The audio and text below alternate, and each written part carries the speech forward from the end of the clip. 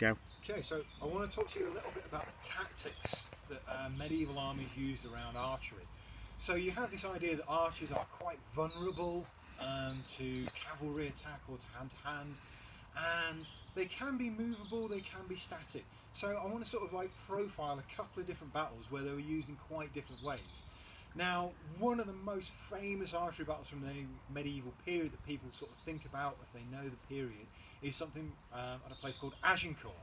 Now, this is in France. It's where Henry V took his army over to France to basically take back some of the territory that had been lost and carve out a greater amount of territory. The background to Agincourt is quite interesting because it's actually a series of mistakes. They spent too long sieging one place, they ran out of supplies, the army started to get some terrible illnesses of dysentery, and they were retreating through France as the French army was basically encroaching on them and trying to block their recovery and their retreat to Calais.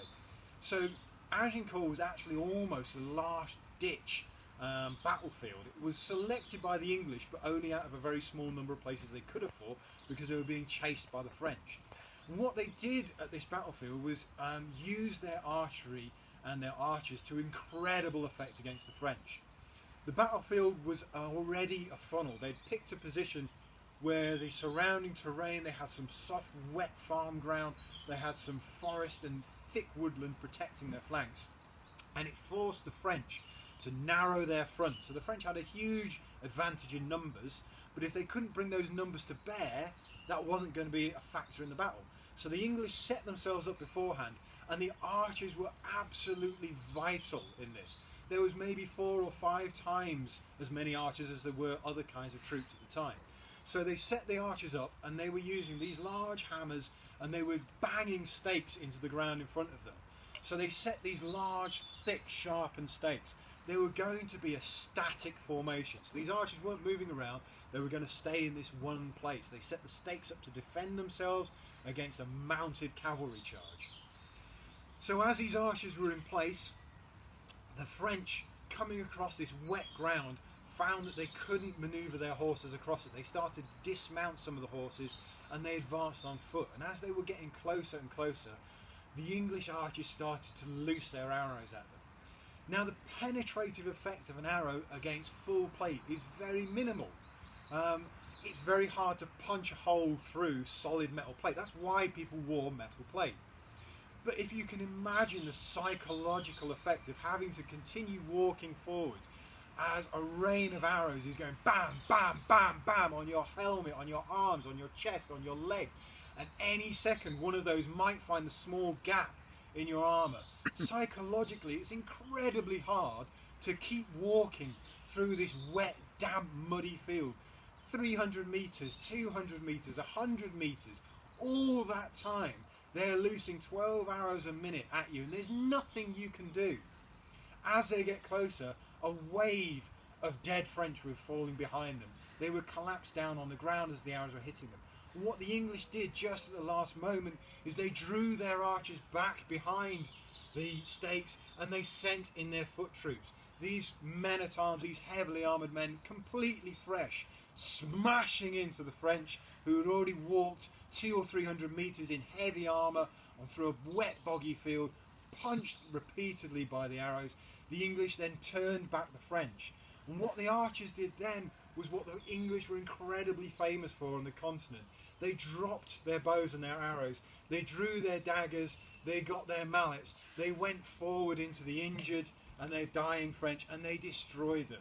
They smashed in the heavy plate with heavier hammers. They found slots in the armour or through the visors with their knives, with their daggers, and they killed the remaining French.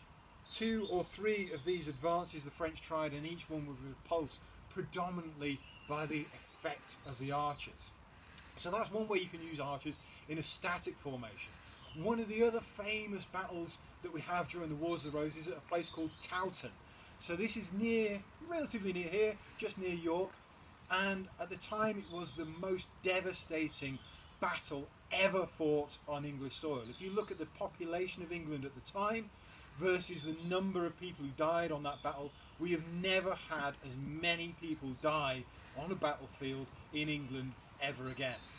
And a lot of this was again down to the archers. So they set up on a very cold, very windy day. The Yorkist archers and the Lancastrian archers, the two sides of the Wars of the Roses.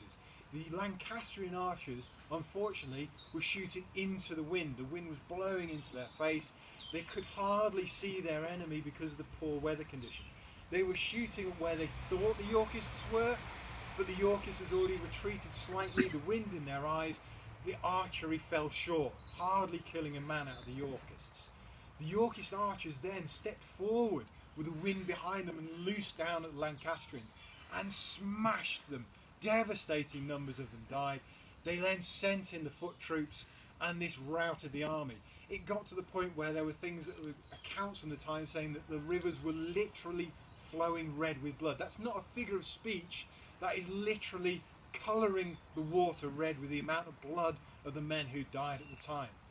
The army routed, was defeated, fled the battlefield, and during that flight the archers then started going forward again, damaging and killing the men on the ground, destroying anybody who was left over, and attacking the retreating enemy.